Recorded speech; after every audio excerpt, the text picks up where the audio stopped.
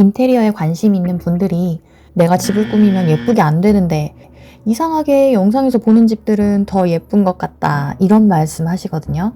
그 비밀은 여기 있습니다. 룸투어 영상을 보면 댓글에 항상 이런 글들이 보이더라고요. 그래서 이걸 영상으로 찍어야 되겠다 싶어서 준비했습니다.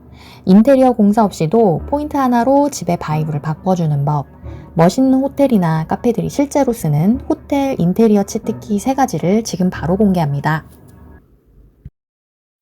분위기의 완성은 조명. 2개의 거실 사진이 있다고 해볼게요. 어느 쪽이 더 고급스러워 보일까요? 아마 오른쪽을 고르실 겁니다.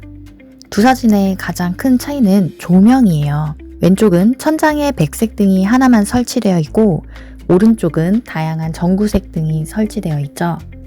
많은 분들이 천장 거실에 LED 백색 등 하나만 켜고 사시는데 사실 그게 집을 못생겨 보이게 만드는 주범이에요. 백색 등을 켜면 밝아 보이는 장점이 있지만 병원이나 사무실처럼 차가운 빛이 집의 온기를 다 앗아가거든요. 조명의 색깔은 공간의 분위기와 감정에 큰 영향을 줍니다.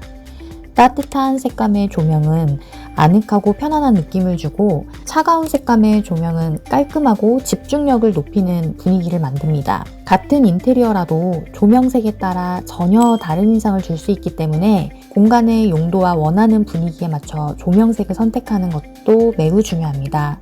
조명의 색깔뿐 아니라 조명의 개수도 중요해요. 잘 디자인된 공간에는 보통 3가지 조명이 들어갑니다. 천장등 같은 전체를 밝히는 기본 조명, 독서등처럼 목적을 갖고 설치하는 조명, 마지막으로 분위기를 결정짓는 액센트 조명입니다. 전문가처럼 연출하고 싶다면 이 3가지 조명을 겹겹이 쌓으세요. 작은 방엔 2-3개, 거실 같은 큰 공간엔 3개에서 4개 정도의 조명을 두면 좋아요. 빈 공간에 스탠드 조명을 두거나 테이블 위에 작은 무드등을 올려보세요.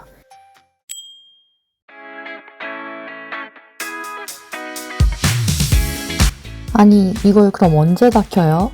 라고 질문을 하실 수 있는데요. 켜고 끄는 게 귀찮은 분들께는 스마트 전구를 활용해 보시길 추천드립니다. 스마트폰으로 연결해서 한 번에 작동하게 하면 편리하거든요.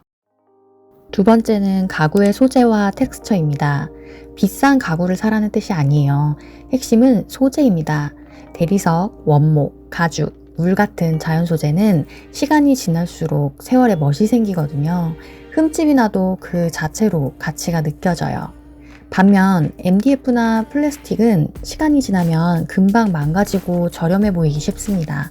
공간을 고급스럽게 만들고 싶다면 가급적 자연 소재를 우선으로 선택하세요. 이해를 쉽게 하기 위해 제가 좋아하는 홈앤가든이라는 채널의 집 소개 영상 중 일부를 보여드릴게요. 19th century. As we took it over, it was still a working. 특별한 브랜드 가구가 아닌데도 가구들이 굉장히 멋스럽죠.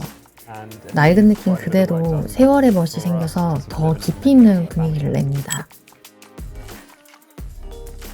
가죽으로 만들어진 소파, 울 소파 등 비싸다면 비쌀 수 있는 가구들이지만 요즘 중고마켓이 워낙 활성화되어 있잖아요. 그래서 잘 찾아보면 이런 고급진 소재들을 저렴한 가격에 겟할 수 있습니다. 모든 가구를 한 세트로 맞추는 거는 오히려 촌스러울 수 있어요.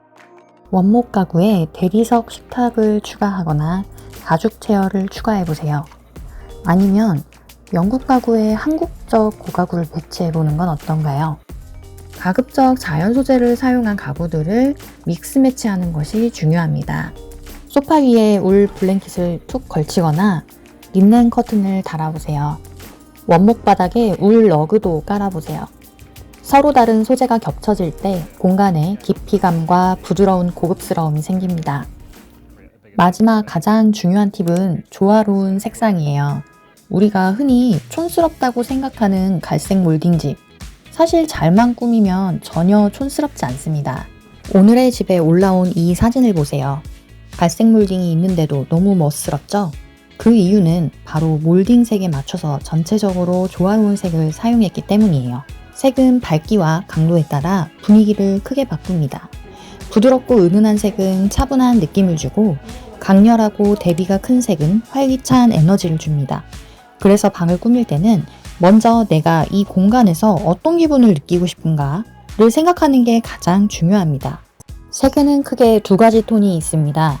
차분하고 자연스러운 톤, 그리고 선명하고 밝은 톤이죠.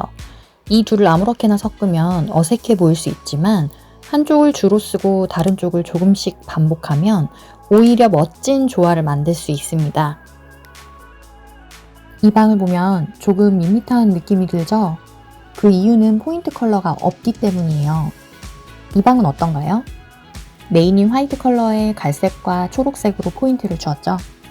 여기는 톤 다운된 연두색의 갈색과 벽돌색으로 포인트를 주었고, 이곳은 갈색 가구에 아이보리와 빨간색으로 포인트를 주었습니다. 전체 색의 60에서 70%는 주 색상으로 벽이나 큰 가구에 쓰고 나머지는 포인트 색상으로 활용해 보세요. 예를 들어 볼게요. 이런 집 내부를 보면 뭔가 어수선하고 예쁘지 않다는 느낌이 들죠. 그럼 색상을 한번 통일시켜 볼게요. 우드톤의 지붕과 바닥을 그대로 살려 갈색을 주 색상으로 쓴다면 비슷한 톤의 아이보리 벽면을 함께 배치하고 소파도 베이지나 아이보리 톤으로 맞춰줍니다. 소파 쿠션과 화분으로 포인트 색상을 곳곳에 넣어주는 거죠. 여기서 중요한 건 바로 반복입니다. 소파 쿠션에 쓰인 초록이 화분의 잎에서도 느껴지는 식이에요. 이렇게 색상을 여러 톤과 소재에 걸쳐 반복하면 공간이 훨씬 의도적이고 세련돼 보입니다. 결국 핵심은 색을 단순히 예쁘게 고르는 게 아니라 조화롭게 반복해서 연결하는 것. 작은 디테일 하나하나가 모여서 집 전체가 훨씬 더 따뜻하고 감각적으로 변할 수 있어요. 정리해볼까요? 조명의 개수를 늘리고 가구는 자연 소재와 텍스처를 섞고 포인트 컬러를 반복하며 주된 컬러와 매치가 되도록 하세요. 이 세 가지만 기억하셔도 여러분의 공간은 오늘부터 완전히 달라질 겁니다. 혹시 오늘 내용 중에 우리 집에 어떻게 적용해야 할지 고민되는 부분이 있다면 댓글로 남겨주세요. 제가 함께 고민해 드릴게요.